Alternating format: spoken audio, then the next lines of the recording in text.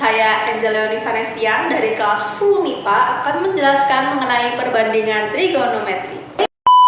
Di papan sudah terlihat gambar segitiga A, B, C dengan sudut alfa. Di sini terdapat rumus-rumus sin alfa, cos alfa, dan tan alfa. Untuk rumus sin alfa atau mencari sin adalah sisi di hadapan sudut dibagi sisi miring. Sisi di hadapan sudut di sini maksudnya adalah ini, berhadapan dengan sudut. Untuk sisi miring tentunya yang miring ini. Oke? Di sini maka bisa ditulis sama dengan C per B, karena C, B. Bila mana ini saya ganti A, berarti C-nya diganti A.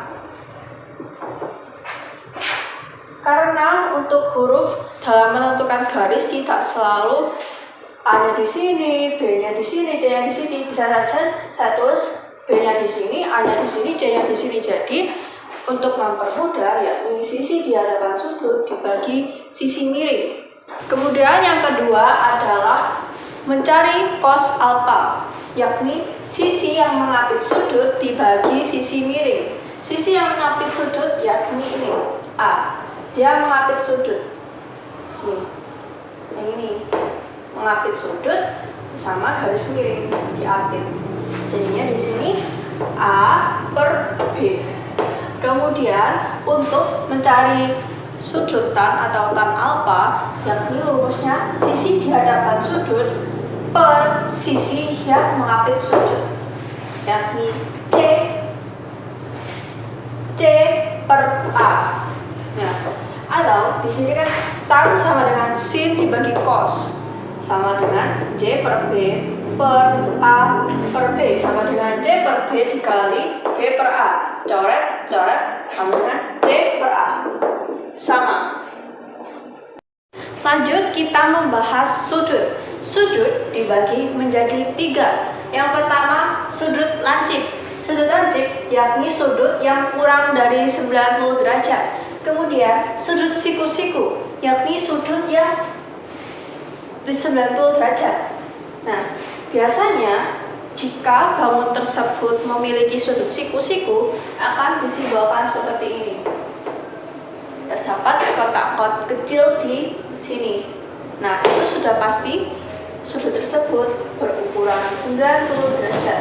Kemudian sudut tumpul. Sudut tumpul adalah sudut yang lebih dari 90 derajat. Dalam trigonometri tentunya kita tidak asing dengan yang namanya sudut istimewa. Sudut istimewa diantaranya yakni sudut 0 derajat, sudut 30 derajat, sudut 45 derajat, kemudian sudut 60 derajat, dan terakhir yakni sudut 90 derajat. Yang pertama, di sini saya akan membahas tentang sin. Sin 0 derajat sama dengan 0. Kemudian sin 30 derajat sama dengan setengah. Kemudian sin 45 derajat sama dengan setengah akar 2. Kemudian sin 60 derajat sama dengan setengah akar 3. Dan yang terakhir sin 90 derajat yakni 1. Kemudian saya akan bahas yang cos. Cos 0 derajat sama dengan 1. Kemudian cos 30 derajat sama dengan setengah akar 3. Kemudian cos 45 derajat sama dengan setengah akar 2. Kemudian cos 60 derajat sama dengan setengah, dan yang terakhir yakni cos 90 derajat sama dengan 0. Kemudian yang terakhir saya membahas yang tan. Tan 0 derajat sama dengan 0. Tan 30 derajat sama dengan 1/3 akar 3. Kemudian tan 45 derajat sama dengan 1. Dan tan 60 derajat sama dengan akar 3. Kemudian tan 90 derajat yakni limit atau tak hingga. Kemudian dalam sudut istilah, dalam trigonometri juga terdapat beberapa istilah, yakni kosek. Ya, kosek adalah kosekan. Kosekan sama dengan 1 per sin. Kemudian sekan, ya, sekan yakni 1 per cos. Dan yang terakhir yakni kot. Kot adalah kotangan. Kotangan sama dengan 1/tan. Untuk cara mengerjakan soal yang akar-akar tadi sudah ada di video sebelumnya, bisa ditonton.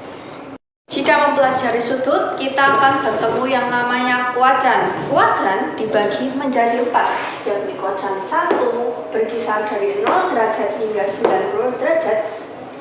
Kemudian bilangan yang berada pada kuadran 1 sudah dipastikan semuanya positif. Kemudian kuadran 2 yakni berkisar 90 derajat hingga 180 derajat dengan rumus 180 derajat min alfa. Nah, untuk kuadran 2 bilangan yang positif hanyalah sin dan kosek. Kemudian terdapat kuadran 3 berkisar dari 180 derajat hingga 270 derajat dengan rumus alfa dikurangi 180 derajat. Pada kuadran ini hanya tan dan kotangan yang memiliki bilangan positif. Kemudian kuadran 4 dengan rumus 360 derajat min alfa. Kuadran ini berkisar dari 270 derajat hingga 360 derajat. Pada kuadran ini hanya cos dan sekan yang berbilangan positif. Sekian video dari saya, bila mana ada kurang, saya mohon maaf. Terima kasih. Wassalamualaikum warahmatullahi wabarakatuh.